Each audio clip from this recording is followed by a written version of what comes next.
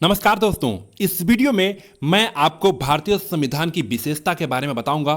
भारतीय संविधान में वे कौन कौन से लक्षण हैं जो भारतीय संविधान को एक अनोखा और महान संविधान बनाता है। तो चलिए शुरू करते हैं। देखिए, भारतीय संविधान के जो निर्माणकर्ता थे उन्होंने संविधान को दो वर्गों में विभाजित किया था। पहला एकात्मक संविधान और दूसरा परिसंघात्मक संविधान। यहां पे एकात्मक संविधान का मतलब है कि इसके अंतर्गत सारी शक्तियां एक ही सरकार में समाहित होती है, अर्थात केंद्र सरकार और उसके अधीन जो इकाइयां होती है वे केंद्र सरकार के एजेंट के रूप में कार्य करती हैं और केंद्र सरकार इन इकाइयों को जो प्राधिकार देती है, जो अधिकार देती है, इकाइयां उन्हीं का प्रयोग करती हैं। और इसका उदाहरण है ब्रिटेन, यानी कि एकात्मक संविधान का जो उदाहरण है वो ब्रिटेन है। इसके बाद दूसरा है परिसंघात्मक या परिसंघीय। इसका मतलब होता है कि इस तरह के संविधान में शक्तियों का केंद्र और राज्यों में विभाजन होता है, यानी कि यहां पे शक्तियों के पृथक्करण का सिद्धांत लागू होता है और केंद्र और राज्य दोनों का अपना अधिकार क्षेत्र होता है और दोनों अपने अधिकार क्षेत्र में स्वतंत्र रूप से कार्य करते हैं। देखिए, परिसंघात्मक या परिसंघीय संविधान का उदाहरण अमेरिका है। अमेरिका का संविधान है जो कि 1787 में लिखित सर्वाधिक प्राचीन संविधान है और अमेरिका के संविधान में फेडरल शब्द का इस्तेमाल किया गया है और भारत में कहीं भी फेडरल शब्द का इस्तेमाल नहीं किया गया है, यानी कि भारतीय संविधान में कहीं भी आपको परिसंघ शब्द का प्रयोग देखने को नहीं मिलेगा। और यहाँ पे अमेरिका के संविधान में जो फेडरल शब्द है इसका मतलब है कि अमेरिका में जितने भी राज्य हैं वे सभी राज्य समझौते का परिणाम हैं और राज्य कभी भी अपनी इच्छा से बाहर जा सकते हैं। फिर भी संविधान सभा के जो सदस्य थे उन्होंने कहा कि ये जो भारत का जो संविधान है कहीं ना कहीं इसका जो लक्षण है वे एक परिसंघात्मक संविधान के रूप में देखा जा सकता है। अब ऐसा क्यों है? उन्होंने परिसंघात्मक संविधान के लक्षण भी बताए हैं, जिसमें से पहला है केंद्र और प्रांतीय सरकार के बीच शक्तियों का बंटवारा होता है। जैसे कि मैंने आपको बताया कि परिसंघात्मक जो संविधान है इसमें शक्तियों के पृथक्करण का सिद्धांत लागू होता है और केंद्र और राज्य दोनों की शक्तियां होती है, दोनों का अपना अधिकार क्षेत्र होता है और दोनों अपने अधिकार क्षेत्र में स्वतंत्र रूप से कार्य करते हैं। दूसरा, परिसंघात्मक राज्य का जन्म संविधान से होता है, क्योंकि यह संविधान में ही उल्लेखित है। आपको पता है कि अमेरिका में फेडरेशन शब्द का इस्तेमाल किया गया है और वहां पे अमेरिका जो है राज्यों का संघ है। अमेरिका भी राज्यों का संघ है, लेकिन वहां पे अमेरिका जो संघ है वे समझौते का परिणाम है। जबकि आगे आप लोग देखेंगे कि भारत में जो राज्य हैं और भारत जो राज्यों का संघ है वे किसी समझौते का परिणाम नहीं है। अमेरिका में जो राज्यों का जो संघ है वे एक समझौते का परिणाम है और राज्य कभी भी अपनी इच्छा से उस संघ से बाहर जा सकते हैं। इसके बाद तीसरा पॉइंट है कि संविधान सरकार के सभी अंगों का सोर्स होता है जो उनकी शक्तियों पर नियंत्रण रखता है। आप यहां पे देख सकते हैं यह संविधान है और यह सरकार के सभी अंग हैं, विधायिका, कार्यपालिका और न्यायपालिका। इन तीनों का अपना अपना अलग अलग अधिकार क्षेत्र है और इन तीनों की शक्तियों पर नियंत्रण करने के लिए भी संविधान उत्तरदायी होता है। इसके बाद चौथा जो पॉइंट है वो है कि व्यवहारिक रूप से जो लिखित संविधान होता है वो ये माना जाता है कि वो कठोर होता है और जो संविधान अलिखित होता है वे लचीला होता है। और भारत के संविधान में कठोर और लचीला दोनों देखने को मिलता है। अब यहां पे कठोर और लचीला का क्या मतलब है? तो देखिए, जिस संविधान में संशोधन की प्रक्रिया कठिन होती है उससे हम कठोर संविधान कहते हैं और जिस संविधान में संशोधन की प्रक्रिया आसान होती है उसे हम लचीला संविधान कहते हैं। पर भारत के संविधान में कठोर और लचीला दोनों का समन्वय है। यही तो खासियत है भारतीय संविधान की।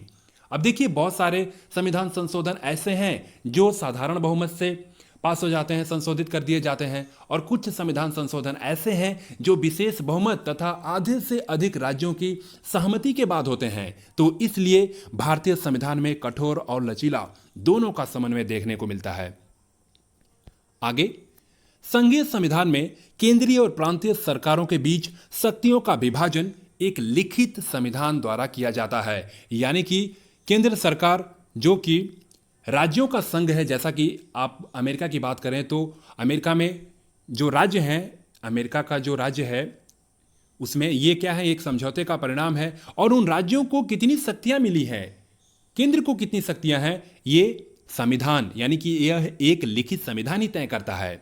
और संघीय प्रणाली में दोहरी नागरिकता का प्रावधान होता है। आपको पता होगा कि अमेरिका में दोहरी नागरिकता है। एक नागरिकता अमेरिका में जो राज्य हैं, वो जो इन राज्यों को मिलाकर के अमेरिकी संघ बना है, इन राज्यों की नागरिकता, और दूसरा यूएसए की नागरिकता। तो अमेरिका में कुल 2 तरह की नागरिकता है। देखिए, अब भारत का जो संविधान है वे अनोखा है। यह न तो परिसंघात्मक है और न ही एकात्मक है। यह दोनों के संयोजन से, अर्थात यह एक प्रकार का संघ या सम्मिलित राज्य है। तो देखिए, यहां पे सम्मिलित राज्य का मतलब है कि भारत जो है, यानी कि India that is Bharat shall be union of the state. इसका मतलब है कि भारत जो है वह राज्यों का संघ होगा। और यहां पे जो संघ शब्द लिया गया है, यह संघ का मतलब है कि किसी समझौते का परिणाम नहीं होगा। ये जो संघ है ये किसी समझौते का परिणाम नहीं होगा। भारत एक संघ है जिसमें 29 राज्य शामिल हैं, जो किसी समझौते का परिणाम नहीं है। इसका मतलब है कि राज्य अपनी इच्छा से, यानी कि राज्य अपनी इच्छा के अनुसार संघ से बाहर नहीं जा सकते हैं। और यही भारत की महानता है, भारतीय संविधान की ये अनोखापन है। यही भारतीय संविधान को एक अनोखा संविधान बनाता है। आगे देखिए, आगे है, भारत के संविधान को अर्ध परिसंघीय यानी कि क्वैसी फेडरल कहा जा सकता है, जिसमें परिसंघीय और एकात्मक दोनों विशेषताएं देखने को मिलती है। ऐसा क्यों? क्योंकि आपको पता है कि परिसंघीय संविधान जो है इसमें केंद्र और राज्य दोनों के बीच में शक्तियों का बंटवारा होता है। दोनों का अपना अधिकार क्षेत्र है, दोनों अपने अधिकार क्षेत्र में स्वतंत्र रूप से कार्य करते हैं। परंतु ये तो मान लीजिए कि परिसंघात्मक हो गया। अब भारत का संविधान एकात्मक कैसे हुआ? तो आपको पता होगा कि भारतीय संविधान के भाग 18 में जो अनुच्छेद 352 से लेकर के 360 तक आपात उपबंध दिया है, यानी कि इमरजेंसी के समय जब भारत में आपात उपबंध लागू होते हैं तो उस समय पूरी की पूरी शक्ति केंद्र में समाहित हो जाती है। और इस आधार पर भारतीय संविधान में एकात्मक रूप को देखा जा सकता है। यही कारण है कि भारत में परिसंघात्मक और एकात्मक दोनों स्वरूप देखने को मिलता है। संविधान को पेश करते समय प्रारूप समिति के जो अध्यक्ष थे डॉक्टर अंबेडकर ने यूनियन ऑफ स्टेट शब्द का प्रयोग किया था, यानी कि भारत जो है राज्यों का संघ होगा। संघ शब्द को हमने यहां पे अपने संविधान में प्रयोग किया है। आप अनुच्छेद 1 को जब देखेंगे तो वहां पे ये साफ साफ स्पष्ट है कि भारत जो है एक संघ है जिसमें 29 राज्य शामिल हैं, जो किसी समझौते का परिणाम नहीं है। अमेरिका की तरह अमेरिका में जो राज्य शामिल हैं वे समझौते का परिणाम है और वहां पे फेडरल शब्द इस्तेमाल किया गया है। और भारत में यूनियन यानी कि संघ शब्द इस्तेमाल किया गया है। और यहां पे संघ का मतलब है कि राज्य किसी समझौते का परिणाम नहीं है। राज्य अपनी इच्छा से संघ से बाहर नहीं जा सकते। तो ये भारत के संविधान की खासियत है, यही अनोखापन है भारतीय संविधान का। इसके बाद 8वां पॉइंट है कि भारत के संविधान में दोहरीय राज्य व्यवस्था पद्धति है, जिसमें केंद्र सरकार और राज्य सरकार का प्रावधान है। भारतीय संविधान देश की सर्वोच्च विधि और लिखित तथा प्रकृति में अर्ध संघीय संविधान है। और संविधान सभा ने यह माना कि इसमें एकात्मक स्वरूप भी देखने को मिलते हैं जैसे कि भाग 18 में, और परिसंघात्मक जैसे कि अमेरिका में देखने को मिलते हैं। शक्तियों का यहाँ पे विभाजन भी है। अब देखिए, एक मामला है SR मुंबई वर्सेस भारत संघ, ये 1994 का मामला है। इसमें सुप्रीम कोर्ट ने कहा था कि भारतीय संविधान परिसंघवाद संविधान का आधारभूत ढांचा है। इस बात को आप लोग जरा ध्यान रखिएगा। अब जरा देख लेते हैं संसदीय प्रभुत्व और न्यायिक सर्वोच्चता का क्या मतलब होता है। आपको पता है कि ब्रिटेन के संविधान में संसद प्रभुत्व है, वहाँ पे संसदीय व्यवस्था है, और अमेरिका में जो है न्यायपालिका जो है सर्वोच्च है। तो ब्रिटेन की जो संसदीय प्रणाली में संसद प्रभुत्व संपन्न और सर्वोच्च है। न्यायपालिका को विधान का न्यायिक पुनरीक्षण करने का कोई अधिकार नहीं है, जबकि अमेरिकी शासन प्रणाली में शक्तियों का पृथक्करण होता है और वहाँ न्यायपालिका सर्वोच्च होती है।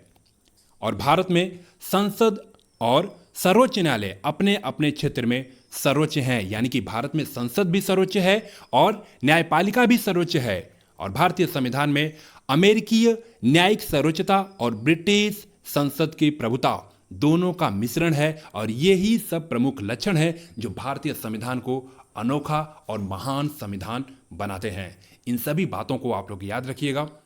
तब तक के लिए इस वीडियो में बस इतना ही। धन्यवाद। जय हिंद।